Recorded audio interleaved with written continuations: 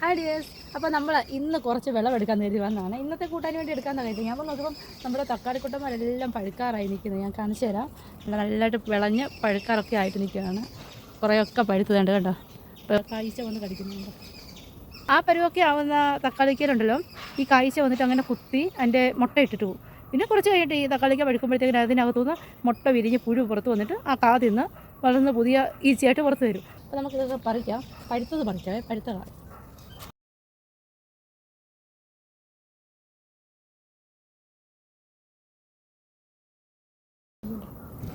ഇത് കണ്ടോ, നമ്മൾ ഈ വളർത്തുന്ന തക്കാളിക്കകത്ത് കീടനാശിനി ഒന്നും ഒഴിക്കുന്നില്ലേ. ഇത് കണ്ടോണം. എൻ്റെ തക്കാളിക്കകത്ത് ഫുള്ള് പുഴുവാണ്. കണ്ടോ, ഫുള്ള് പുഴുവാണ്. അതെന്താ സംഭവം എന്ന് വെച്ച് കഴിഞ്ഞാൽ, അത് കോഴിന്നോളൂ.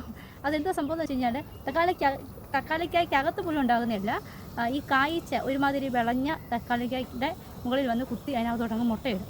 മുട്ടയിട്ടിട്ട് ഈ തക്കാളിക്ക ഒരുമാതിരി പഴുത്തൊക്കെ വരുമ്പോഴത്തേനും ഈ മുട്ട അങ്ങ് വിരിയും. അധികം നാൾ വേണ്ട ഇതിൻ്റെ മുട്ട വിരിയാനേ.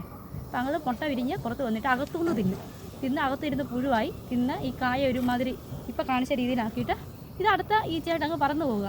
എന്നിട്ട് അടുത്ത വിളഞ്ഞ തക്കാളിക്കയിലേക്ക് വന്ന് മുട്ടയിട്ട് അതങ്ങനെ ഈ സൈക്കിൾ അങ്ങ് മുമ്പോട്ട് കൊണ്ടുപോകും.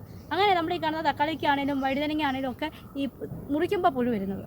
ഇതിൻ്റെ തൊലിക്ക് കട്ടി കുറഞ്ഞ് നിൽക്കുന്ന സമയത്തായിരിക്കും ഇത് വന്ന് മുട്ടയിടുന്നത്. അവർ കണക്ക് കൊടുക്കുന്നത് വെച്ച് കഴിഞ്ഞാൽ പഴുത്ത് കഴിയുമ്പോഴത്തേക്കും ഇതിൻ്റെ കുഞ്ഞ് പുറത്ത് വരണം. ആ രീതിയിലാണ് അവർ കാൽക്കുലേറ്റ് ചെയ്യുന്നത്. യെസ്, ഇത് കണ്ടോ, തക്കാളി ഇതെല്ലാം അഴുക്കായി തക്കാളിക്കായ കായ്ച്ച വന്നിട്ട് മുട്ടയിട്ട് പോകുന്നതാണ്. നമ്മൾ ഈ കീടനാശിനികളൊന്നും ഉപയോഗിക്കാത്തതുകൊണ്ട് അതിങ്ങനെ വരുന്നത്. ഇതിനകത്ത് മുട്ടയിട്ടിട്ടുണ്ട്. ഇതിനെടുക്കാം. ഇതിന് പൂജ. എനിക്കിതിൻ്റെ കൂടുതൽ വലിയ വശങ്ങളൊന്നും അറിയത്തില്ല. മണ്ടയ്ക്ക് കായ്ച്ച കടിക്കുന്നത് ഞാൻ കണ്ടു. അതുകൊണ്ടാണ് ഞാൻ ഈ സാധനം ഇങ്ങനെ പറിച്ചത്. ഇതിൻ്റെ അങ്ങ് കിഴിഞ്ഞൊന്നും കയറിയിട്ടില്ല. എനിക്ക് തോന്നുന്നു ഇതിൻ്റെ സ്കിന്നിൻ്റെ ആദ്യത്തെ ലെയറിനടിയിലോ വല്ലതും ആയിരിക്കും മുട്ട ഇടുന്നത്. അത് മുട്ട വിരിഞ്ഞ് അതിൻ്റെ അവിടുത്തെ ആ സംഭവങ്ങൾ മാതളമെല്ലാം തിന്ന് ഈ കുഞ്ഞുങ്ങൾ അകത്ത് കയറും. അപ്പോഴത്തേക്കിന് കായ അങ്ങ് പഴുകും. പിന്നെ അതിന് ചിറക് മുളയ്ക്കുമ്പോഴത്തേന് കായ അങ്ങ് അഴുകും. അങ്ങനെ ആയിരിക്കും അവരിങ്ങനെ പുറത്ത് പോകുന്നത്. ഞാൻ അങ്ങ് ഊഹിക്കുവാണ്, എനിക്കറിയത്തില്ല. നമ്മളിപ്പോൾ വിളവെടുത്തിരിക്കുകയാണെങ്കിൽ ഇത്രയും തക്കാളിയൊക്കെ കിട്ടി.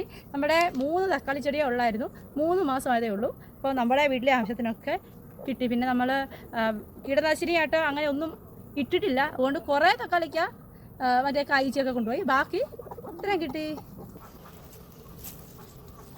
അപ്പോൾ ഗൈസ്, നമ്മുടെ തക്കാളിക്കുട്ടന്മാരിൽ നിന്നും പറിച്ച തക്കാളിക്കയാണ്. നല്ല ഫ്രഷ് ആയിട്ടുള്ള തക്കാളിക്കാണ്. അപ്പോൾ ഇതാണ് ഒരു കീടനാശിനി ഇല്ലാത്ത ഫ്രഷ് തക്കാളിക്ക നമ്മുടെ വീട്ടിൽ തന്നെ ഉണ്ടാക്കിയത്. ബൈ.